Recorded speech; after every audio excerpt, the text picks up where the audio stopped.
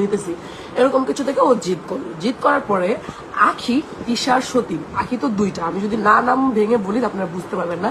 তিশার সতীন, যাকে তিশার সতীন নামে মানুষ চিনে, সেই আখির সাথে কথা বলো না, সেই আখির সাথে আমার হাজবেন্ডের পরিচয় হয়। কিভাবে হয় এত কিছু ডিটেলস আমার বলার কিছু নাই, তাদের পরিচয় হয়। তারা পরিচয় হওয়ার পরে তারা ঘুরে ফিরে, রাতের একটা নাই, রাতের দুইটা নাই। এদিকে আসো, আমি কি মিথ্যা কথা বলতেছি কিনা মানুষকে বলতে হবে না। এদিকে আসো, তুমি আসো, আসো না কেন?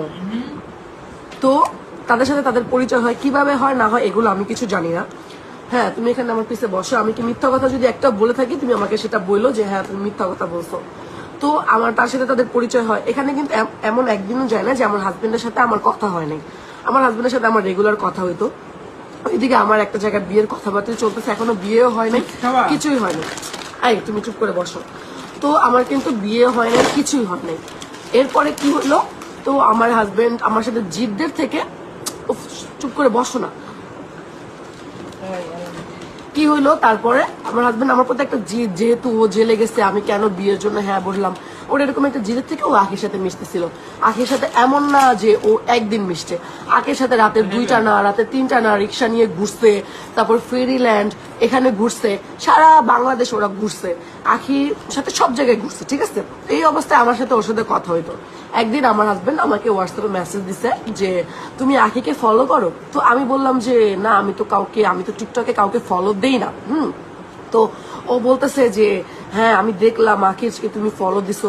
তা আমি বলছি তুমি আখিকে কিভাবে দেখলাম, তুমি আখির সাথে কিভাবে কথা বললাম, তুমি আখির সাথে কি বললা? তো ও কি করলো, আমাকে এই ছবিটা সেন্ড করলো, দেখেন আপনারা, ও আমাকে এই ছবিটা সেন্ড করলো। সেন্ড করার পর আমি বললাম যে আখির সাথে তোমার কি সম্পর্ক?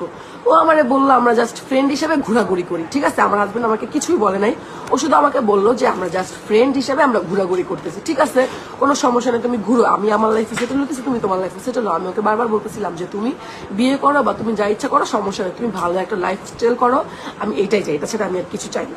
এরপরে কি হলো, একদিন আখি তার রিয়েল আইডি দিয়ে আমাকে মেসেজ দিয়েছে। ফার্স্টে লিখছে হ্যালো, এরপরে লিখছে লাইনে আসো। আমি বলছি হ্যাঁ আসি। আর না, সর্বপ্রথম ও আমাকে রিয়েল আইডি না, আমাকে 2টা ফেক আইডি দিয়ে, আমার কিন্তু 2টা আইডি, আমার একটা পেজ একটা আমার আইডি, তো আমার পেজে আমাকে মেসেজ দিছে।